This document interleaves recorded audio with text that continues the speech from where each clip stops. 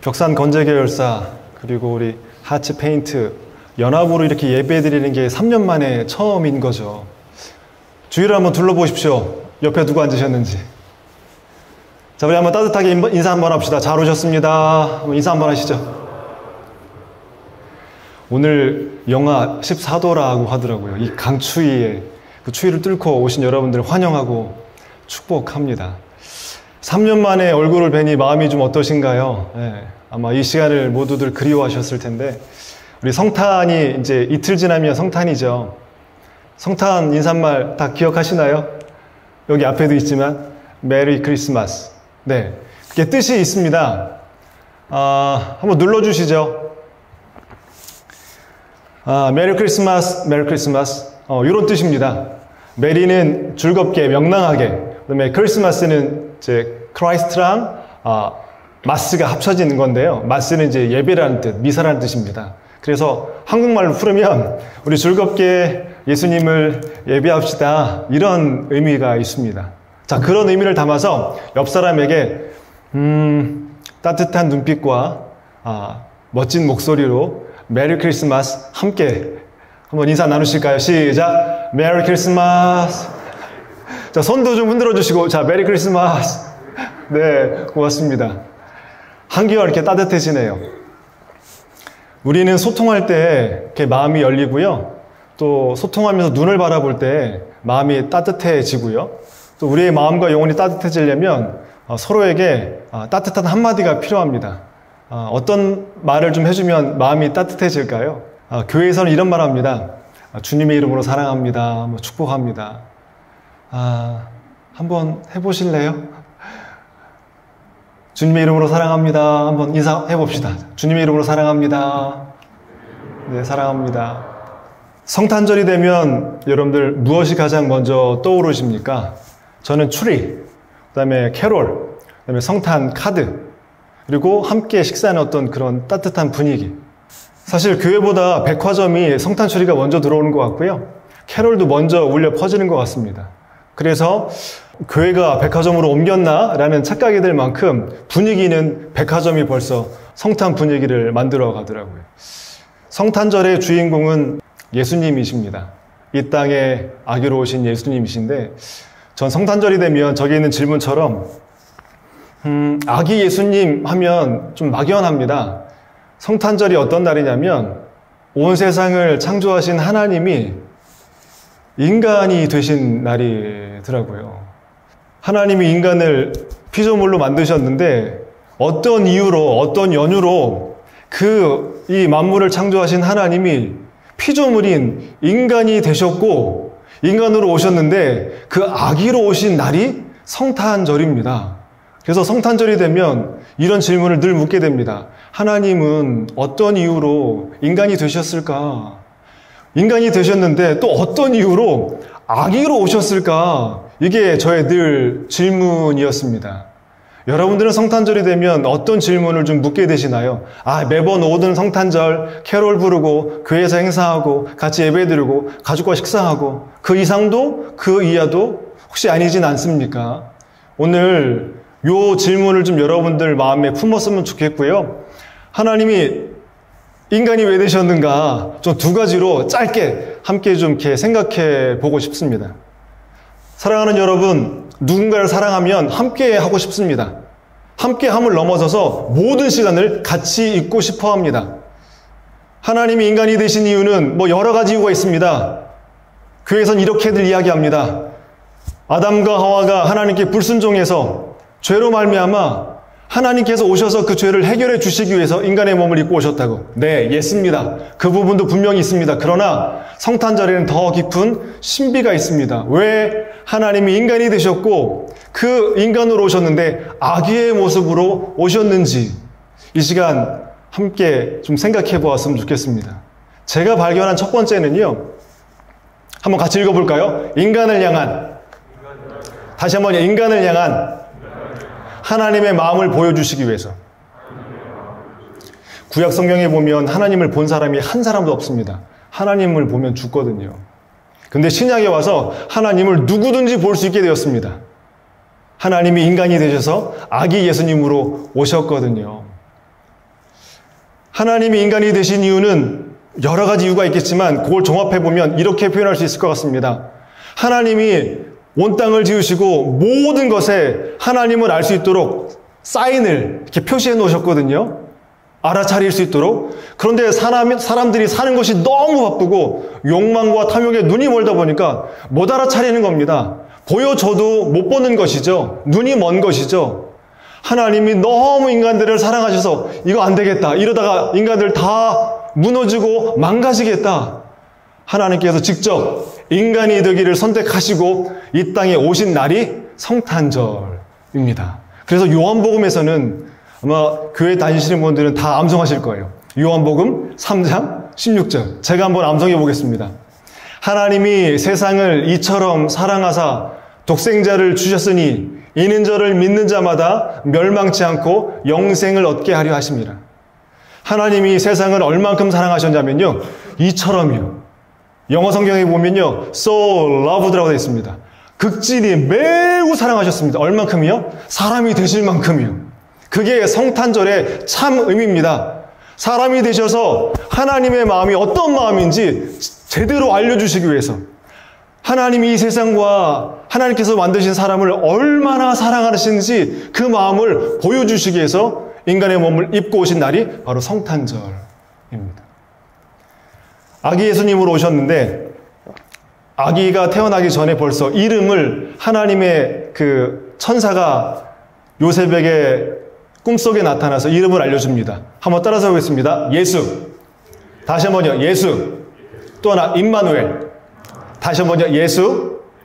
임마누엘. 이게 예수님이 아기로 오셨을 때 태어나기 전에 이미 하나님이 하나님의 천사를 통해서 이름을 지어주셨습니다. 여러분들 자녀가 있으시다면 이름을 어떻게 지어주셨나요? 고민하시고 또 가족들과 상의하시고 부모님과 상의하면서 이 아이가 앞으로 어떤 아이가 될지 소망과 희망의 마음을 품고 이름을 지어줍니다. 마찬가지예요. 하나님이 이 땅에 인간으로 오셔서 아기로 오셨을 때 그 이름을 하나님께서 정해주셨는데 그 이름에 하나님의 마음이 담겼습니다. 예수라는 이름의 뜻은요, 구원이라는 뜻이고요, 임마누엘이라는 뜻은요, 함께 하다라는 뜻입니다. 여기에 하나님의 마음이 담겼습니다. 하나님은 사람을 지으시고 내버려 두신 것이 아니라 끝까지 사람을 살리기 위해서 끝까지 함께 하시는 분, 그 분이 바로 하나님이십니다. 그리고 끝까지 함께 하기 위해서 인간의 몸을 입고 오신 날이 바로 성탄절인 것이죠. 자, 그 하나님이 인간이 되셔서 인간의 모습으로 오셨습니다. 저렇게. 정중앙에 어린 아기가 있습니다. 그리고 마리아가 그 아기를 품고 있습니다. 옆에서 요셉이 자기 아내와 그 아기 예수를 사랑의 눈으로 쳐다보고 있습니다. 목자들이 그 새벽에 예수님께 찾아와 경배하는 모습을 카바라조라는 화가가 그린 그림입니다. 고요합니다. 그 고요함 가운데 하나님이 아기 예수님으로 오셨습니다. 생각해 보십시오. 하나님이 인간으로 오셨다면 어느 나라에 태어나시면 더 좋았을까요? 또 어떤 모습으로 오셨으면 좋을까요? 다니엘서에 보면 인자가 이 땅 가운데 오는데 하늘이 열리고 하늘이 구름 타고 온다는 그런 구절이 있습니다. 인간으로 오신다면 그렇게 짜잔하고 멋진 모습으로 이렇게 등장하실 것 같은데, 오늘 말씀에 보면, 신약 성경에 보면 그런 것들은 전혀 있지 않고요, 여리디 여린 어린 아기의 모습으로 하나님이 이 땅 가운데 오십니다. 거대 로마 제국, 폭력과 착취로 사람을 물건다로 다루는 그 로마 제국의 시민으로 오시지 않고요, 그때 당시 아픔과 눈물이 있었던 식민지배 받던 이스라엘 땅 유대인 목자의 아들, 목동의 아들로 오셨습니다.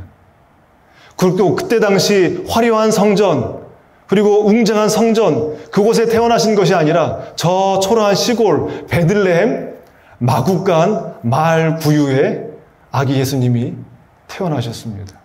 그리고 오실 때부터 다 큰 성인으로 오신 것이 아니라 부모님의 돌보심 없이는 살 수 없는 여린 연약한 아기로 오셨습니다. 이것이 성탄절에 우리에게 주는 굉장히 큰 메시지입니다. 하나님은 어디에 오셨을까요? 지구상 가운데 아픔과 눈물이 있는 가장 낮은 곳에 오셨습니다. 왜냐고요? 가장 낮은 곳에 아파하고 눈물 흘리는 그 사람들과 함께 하시고 그들을 품어 주시기 위해서요. 여러분들이 한번 사랑하는 사람을 떠올려 보십시오. 그들과 함께 할 때 그 마음을 떠올려 보십시오. 마음 따뜻해지지 않습니까? 마음 기쁘지 않습니까? 하나님은 우리를 얼마나 사랑하셨냐면 어머니 뱃속에서부터 아기와 성장 과정 가운데 우리와 함께 해 주십니다. 어린 아기에서부터 장성한 어른이 되기까지 그 모든 과정을 하나님께서 함께 해주십니다. 이거말로 엄청난 사랑 아닙니까? 자, 우리 어거스틴이 이 성탄절날 설교한 설교 구절인데요. 이 어린 아기로 오신 아기 예수님을 이렇게 설교합니다. 제가 읽어드릴게요. 가장 낮은 곳에 가장 연약한 아기로 오신 하나님을 이렇게 설교합니다. 구유에 누운 채 세계를 품은 분, 그분은 말문이 막힌 아기임과 동시에 말씀하셨습니다. 하늘도 다 담을 수 없는 그분이 한 여인의 품에 안겨 젖을 먹습니다. 그 여인이 우리의 통치자이신 그분을 다스렸습니다.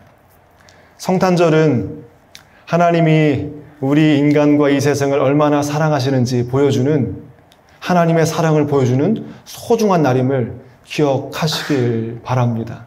우리 두 번째입니다. 하나님의 형상으로 지음받은 우리들이 하나님의 형상을 닮아서 그렇게 아름답고 진실되고 참되게 살아갔다면 참 세상이 아름답고 참 평화로웠겠죠. 그런데 지금 여러분들이 알고 있다시피 지금도 전쟁은 ing 진행 중에 있고요.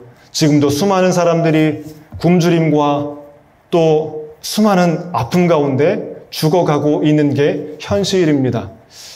우리에게 잃어버린 것이 무엇일까요? 우리에게 잃어버린 그 인간됨이 무엇일까요? 서로 함께하고 서로 믿고 신뢰하고 그 살아가는 그 힘들을 언제서부턴가 우리는 잃어가기 시작한 것 같습니다. 성탄절은 어떤 날인가?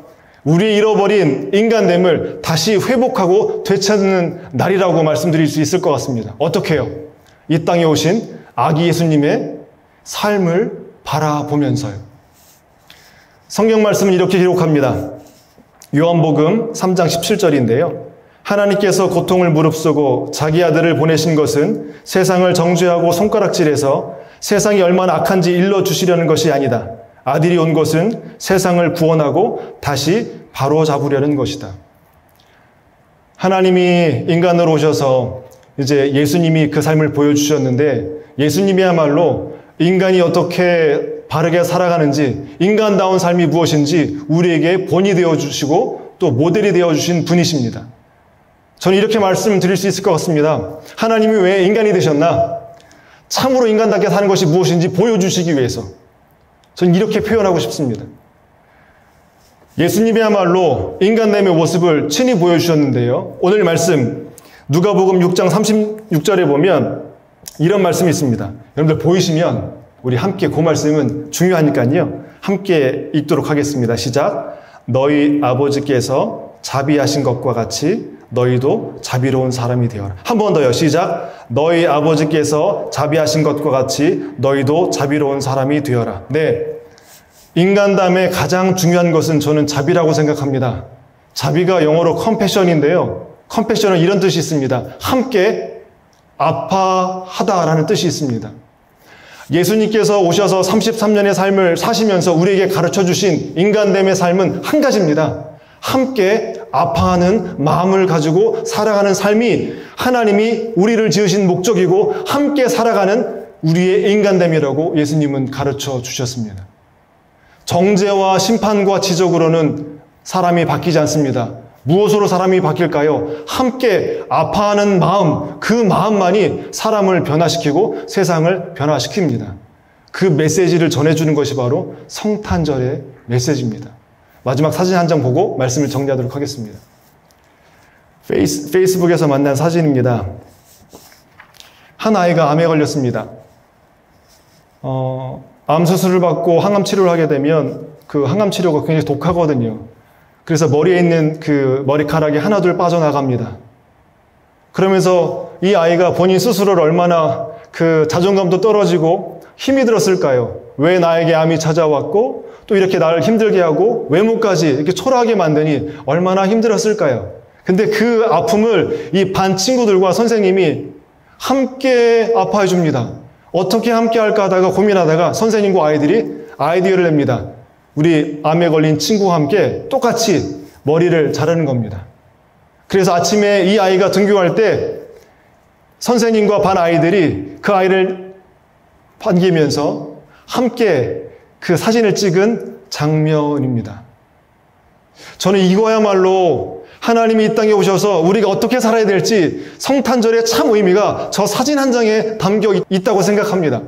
함께 아파하는 마음 때문에 하나님이 인간이 되셨고 함께하는 마음 때문에 우리 모두가 함께 살아갈 수 있는 것을 이 성탄절은 우리에게 가르쳐 보여줍니다. 함께 따라합시다. 함께 아파하는 마음. 다시 한번 함께 아파하는 마음. 이게 하나님께서 우리에게 주신 인간됨의 참 마음임을 잊지 않으셨으면 좋겠습니다. 세상은 어둡습니다. 촛불을 켤 때가 언제인지 아십니까? 가장 어두운 시간, 가장 어두운 공간에 우리가 촛불을 켭니다. 세월호 참사 때 아마 이 노래가 많이 불려진 것으로 기억합니다. 어둠은 빛을 이길 수 없다. 거짓은 참을 이길 수 없다.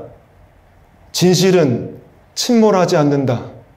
우리는 포기하지 않는다. 하나님이 이 땅에 오신 이유는 절대로 하나님은 우리를 포기하지 않는다라는 것. 하나님은 저와 여러분들을 끝까지 사랑하신다라는 것. 그것을 기억하라고 하나님이 인간의 몸을 입고 아기 예수로 오셨다라는 것.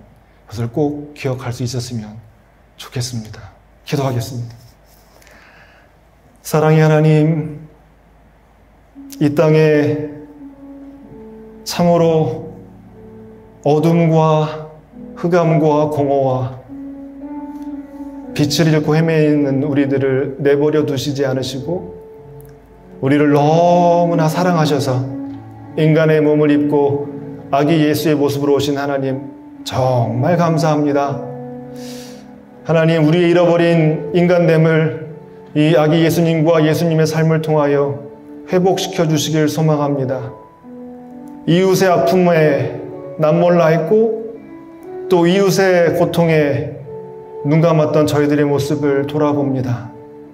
하나님, 우리 안에 아기 예수님으로 오셔서 우리의 잃어버린 그 따뜻함과 사랑을 회복시켜 주시고 함께 아파하는 마음으로 함께 이 세계와 이 나라와 이 민족, 우리 가족, 우리 회사를 회복시켜 주시고 하나님 치료하시고 함께하여 주옵소서. 하나님, 우리에게 성탄을 주시니 감사합니다. 하나님의 마음을 우리에게 보여주시니 감사합니다. 그리고 잃어버린 우리 인간됨을 예수님을 통하여 회복할 수 있도록 도와주시니 감사합니다. 이제 저희들도 끝까지 포기하지 않고 그 사랑하는 일, 함께 아파하는 일에 동참할 수 있도록 우리를 도와주시고 함께하여 주옵소서. 예수님의 이름으로 기도드립니다.